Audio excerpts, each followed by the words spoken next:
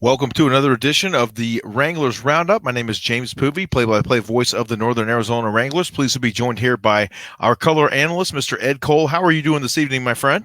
JP, good evening. It's good to be with you, brother. It's great to be with you as well. It was just about 5.5, almost 6 days ago now that we were up in Prescott Valley for the inaugural game for the Northern Arizona Wranglers, hosting the six-time world champion Arizona Rattlers. And it was an interesting Sunday, to say the least, wasn't it? Yes, it was. It was a great day. It was kind of anticlimactic with the way the game went on and the way the total outcome of the game. But still, I think everyone up there had a great time, and it's just one of those games. You go up against a six-time world champion, James, and it just showed the Northern Arizona Wranglers where they are as a football team and where they need to get to, i.e., pattern themselves after the success that the Arizona Rattlers have had. And it was a good barometer, as we always talked about leading up to this game. It was a good barometer, a good way to see where they are as an organization and where they need to get to coming into week 2 against Bismarck. Well, I have the utmost respect for the Wranglers coaching staff, not only from having met them personally and been able to work with them over the past month or so, but just them being able to take on that challenge right out of the gate and saying, hey, we want to find out where this football team is right away. We want to find out who we have on this roster and who's going to take us, ultimately one day to the promised land and to a championship. Yes, exactly. And even though it was 51-20, it wasn't the best of scores, wasn't the best of outcomes. Of course, the Wranglers are 0-1, but that's okay because the team fought and they kept fighting for the entire 60 minutes of football, and that's just the way the ball and sometimes some football games go. But I know they are well prepared and they are ready to go on Saturday afternoon against the Bismarck Bucks. You are exactly right. We are pleased to be joined now by the quarterbacks coach, who is also the chaplain for the Northern Arizona Wranglers, Coach Matt Caward. We're going to bring him on now. Coach Caward, how are you doing this evening, sir? Hey, fellas, I'm doing great. How are you guys doing? Hey, we're doing Good evening, sir. fantastic. Coach Caward is taking the time out of his schedule. He's joining us from Albuquerque tonight. The team is on the road up in Bismarck, North Dakota, getting ready for the game tomorrow afternoon.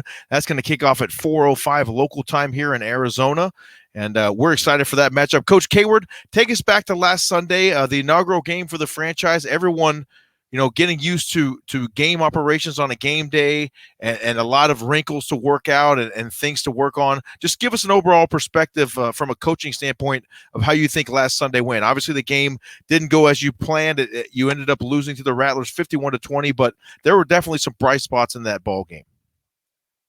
I think you guys hit it on the head. What an amazing night. Trey and his team did an amazing job.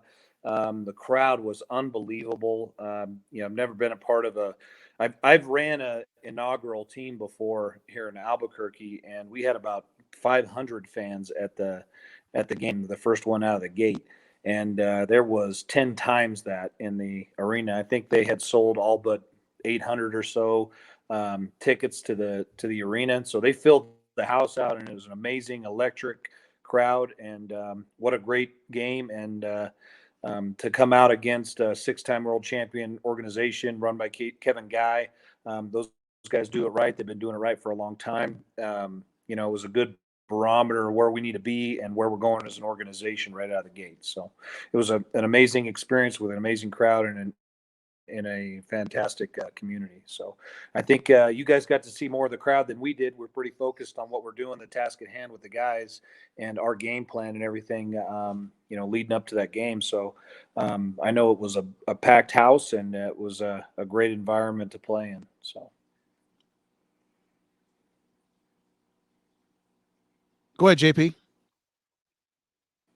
Coach, I just wanted to ask you, talk a little bit about the performance from your backup quarterback. Verlon Reed obviously got the start last Sunday against the Rattlers, and Cade Walters came in relief of Verlon, and he had a pretty good second half going forward there for your ball club. Talk about his performance a little bit, and we'll take a look back at that performance here as well here in a moment.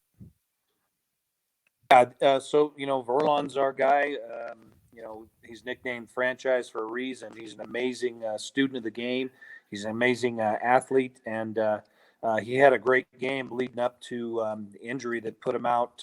He had injured his rib, and it put him out.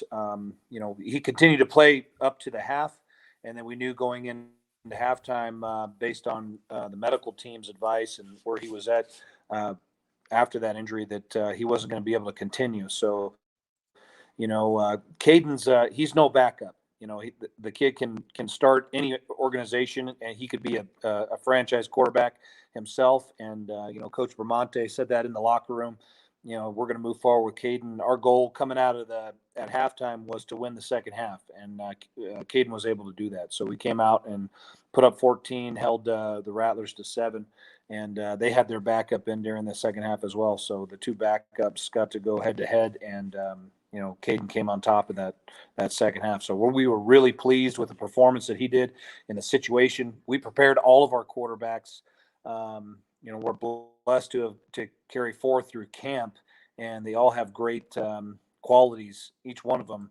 Caden got to prove it. Again, he took a lot of hits. That hit you just saw right there, and he popped right up. He's a competitor. He is a fierce competitor and a great student of the game. He studies, tirelessly, and he works really, really hard. Our goal going into camp was not to get outworked by any of the groups on the practice field. So those guys did an amazing job during camp, and it showed that first game out of the gate. Yeah, Coach, it is great to have that kind of depth, as you mentioned, having all those quarterbacks in the quarterback room, and then you have a guy like Caden just comes in a tough situation, as you mentioned, with Verlon going down with an injury, but he didn't miss a step. He did not miss a beat in a hostile, in such a high pressure situation. Walters comes in and he just does work. He comes in and does his job as as the quarterback of the Northern Arizona Wranglers. He picks up where Verlon had left off before the injury, and it had to have been encouraging for you to see Caden play like that in such a crazy situation for that young man. Yeah, and he performed, and that's what we expect from every player. The injury rate in professional football is 100%. Every player is going to deal with injury at some point in their career and some point in the game or in the season, multiple times during the season. So, players are always, they practice and prepare like they're going to go in and start or take over. It's the next man up. So Caden, prepared like a leader that he is, and when it was his opportunity to step in, he didn't hesitate and he competed just like we expected him to. So, Coach, what was the overall message in the locker room to the team from the coaching staff after the inaugural game? 51-20, obviously the final score against the Rattlers, a very formidable opponent, but you had to be happy about some aspects of the game and things definitely to build on. What was the overall communication to the team in that respect?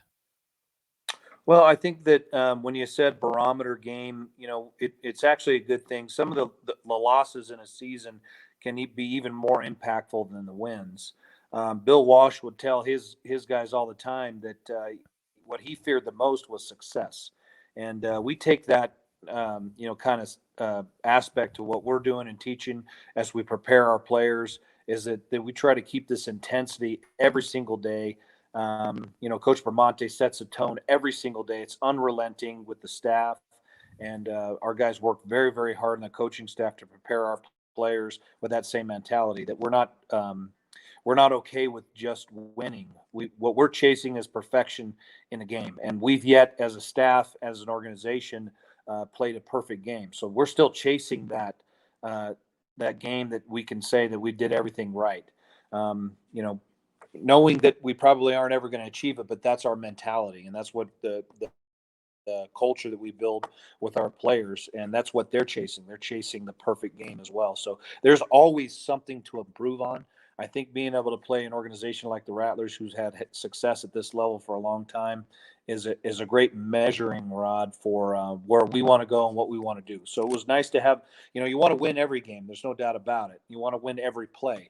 We want to win in every aspect that we do at practice every single day, in our preparation, the coaches and their game planning. We want to win every single rep, and that's how we attack it. So, it's a good measure of where we're at, and now we know exactly where we need to go. And, unfortunately, we released some players that didn't fit in what we want to do or where we want to go.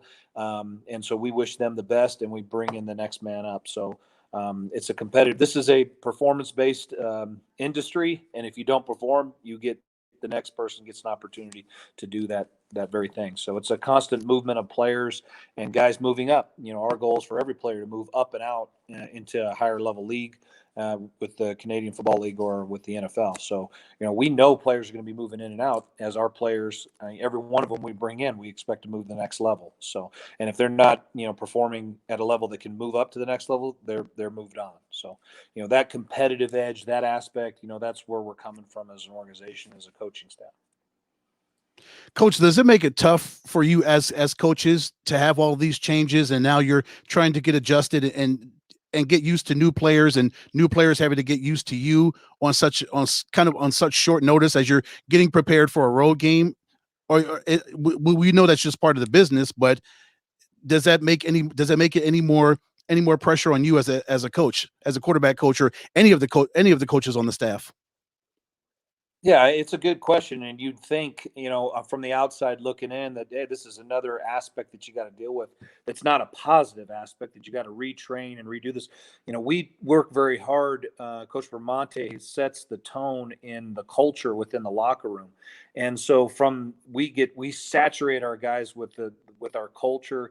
And that's a competitive edge to what we do, and being the greatest player, going out and putting forth 100% effort. We talk about shocking effort on every single play during practice, and that was the theme throughout camp. We want to perform with shocking effort. That people would look and see the effort you put on the field and be shocked by how much every single play, every single one. So bringing new guys in as a part of the business, our staff has gotten very, very good working together with each other. We know the level of expectation that Coach Vermonte puts on his staff. It's an intense environment that, we've been around for a long time, and we've gotten very, very good at it. So, our culture supersedes any of these, perceived dynamics that would be difficult. And it really just, because we saturated so much with that culture, we tend to move very quickly. Practice is very intense. I know you guys got to see some practices, and you can attest to the fact that it is very intense, even at practice. Film sessions are just as intense with the coaching staff. Every aspect of it is very, very intense. One of the reasons I enjoy it so much, and I'm blessed to be a part of this organization with Coach Vermonte and Landrick Brody and Jason Penier, Darren Hudak, and all of the staff that we have, David Moran. Those guys bring your game to another level. They push you as an individual, as a leader, and that translates in my job in outside of football. And so I try to bring that culture to the work I do outside of football. So I'm a huge benefactor of being a part of this culture and the intensity and the pressure, as you were. We operate very, very well in pressure because we practice operating in pressure situations. Our practices are very high pressure, very high intensity, so that when you go out to the game, it's something that guys can enjoy. They're a whole lot easier. A game situation is a whole lot easier than what we put them through in practice, and that's on purpose. So, Coach, go ahead, Ed. Coach, how would you grade the effort level from the team on Sunday against the Rattlers? How would you describe that?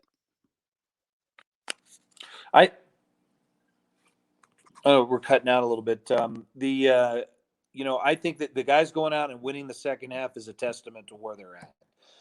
And us as an organization. So, you get down by, that many points by a team that, is, railroading teams in the previous season. They won all their games last year for a reason. They're well coached. They're well organized. They got great talent.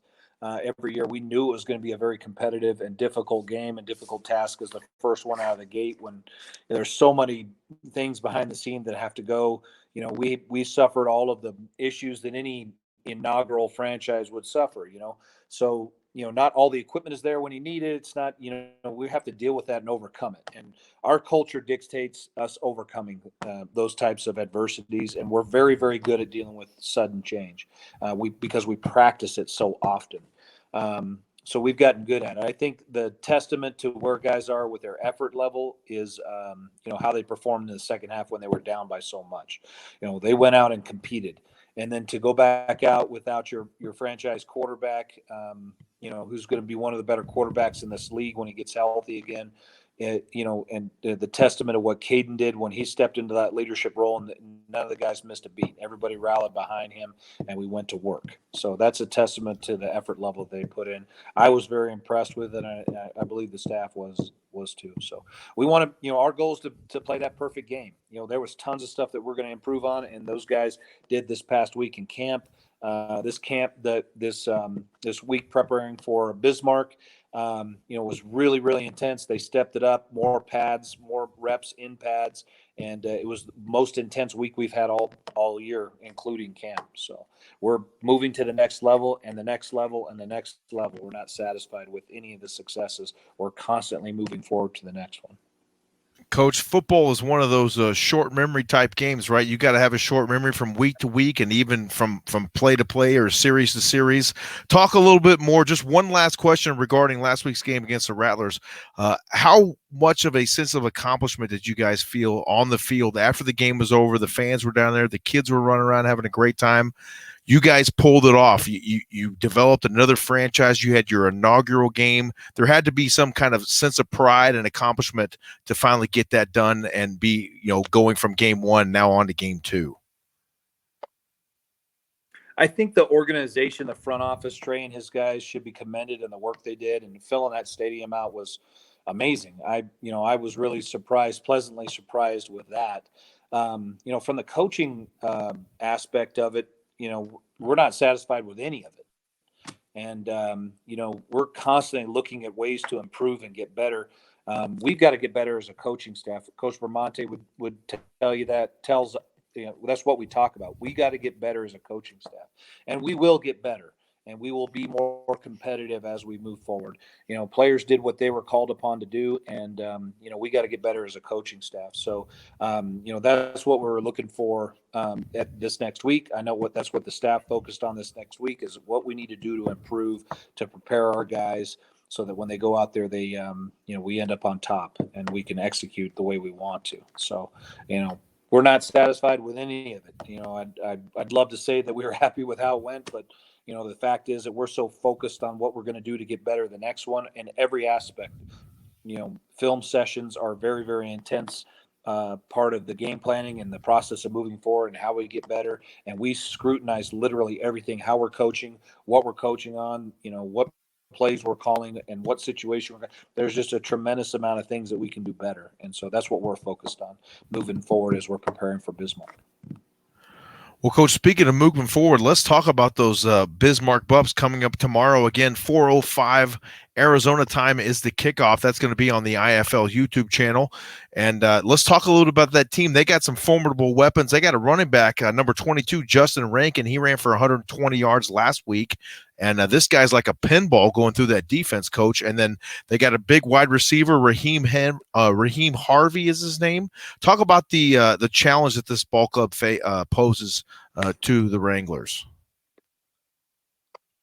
I think the biggest challenge, they've had a lot more games than we've had this year, so they've had some time to gel. And this is going to be our second game in our franchise's history, so we've got a lot to overcome. We broke down the film, the coaching staff broke down the film, and I know they've got a game plan set. I didn't get to participate with them this past week because I was back home here working, and so I couldn't be with them this week. So. But one thing that I do know in conversations I've had with Coach Bramante and the guys in that and those meetings is how much they've been preparing for the task at hand, which is a monumental task. You'd like to think that the games are going to get easier as we go along, but the talent in this league is second to none. And you have to prepare and put in work week after week after week, day after day after day, and you can't look past one practice to the next. So. The Coach Bramante has done a great job of having our staff not look past even the very next day practice. We're focused on what the task at hand and everyone doing their job and doing it well to move forward. So we're focused on what we need to do each day to prepare for this week. So. Bismarck had their fair share of challenges last week against Green Bay. They turned the ball over 3 times, I believe, but they stood the course. And their final 5 drives in the fourth quarter, coach, they scored all touchdowns. So this is a formidable opponent, especially from an offensive standpoint. JP mentioned Justin Rankin. He had 86 yards rushing, 31 yards receiving in a touchdown. So he accounted for 3 touchdowns. Rankin did, and their defense is rabid. They held Green Bay to 15 points in the second half after giving up 31 in the first half. So they kind of did a mirror image of what the Wranglers did from a defensive standpoint, holding Green Bay to only 15 points after giving up so many points in the first half. So this is going to be a tough challenge. It is always hard to win on the road, especially in the IFL. Yeah, you hit it on the head. When you travel in this league, it's very, very difficult. The flight, overnight stay. You're in a different environment with with a home team, and it's always been difficult to win games on the road. The goal going into a season is to win all your home games and and put yourself in a good position when the playoffs come to compete and get into the tournament. So no, it's always difficult to travel on the road, and Bismarck is a great team. We have got to prepare and be ready for it. The fact is we just got to execute on offense. We got a great game plan. Landrick Brody is great at what he does, and he builds great game plans and that accentuate what the quarterback is doing this week and our weapons in the offense. So, I look forward to watching the guys perform on the YouTube broadcast with you guys. Well, Coach, we appreciate you taking the time and coming on here with us and doing a little bit of game preview as we get ready for those Bismarck Bucks coming up. Once again, 4:05 tomorrow, Arizona time. That game going to be live on the IFL YouTube channel. Coach Matt Caward, quarterbacks coach and chaplain for the Northern Arizona Wranglers. Thank you so much again for taking the time, Coach. It's always a pleasure to visit with you. And you guys have a great evening out there in Albuquerque. Hey, I appreciate you guys. Thanks for the opportunity, and I apologize. All the staff that you would rather talk to, Landrick Brody and some of these guys that are putting these game plans together, would be a much more interesting conversation than me. But those guys are at work right now, so this is all you get. So my apologies to your fan base. No apologies, Coach. I appreciate no you guys. apologies necessary. Great seeing you, JP, and tell KD I missed him. We will do yes, that, we sir. will. We missed him as well. Have a great night, Coach K. Enjoy Hell's Kitchen, Coach. Enjoy Hell's Kitchen. Will do. Will do. Appreciate it. Have a great night, sir. Thanks, Coach. Go Wranglers. All right, Go Wranglers.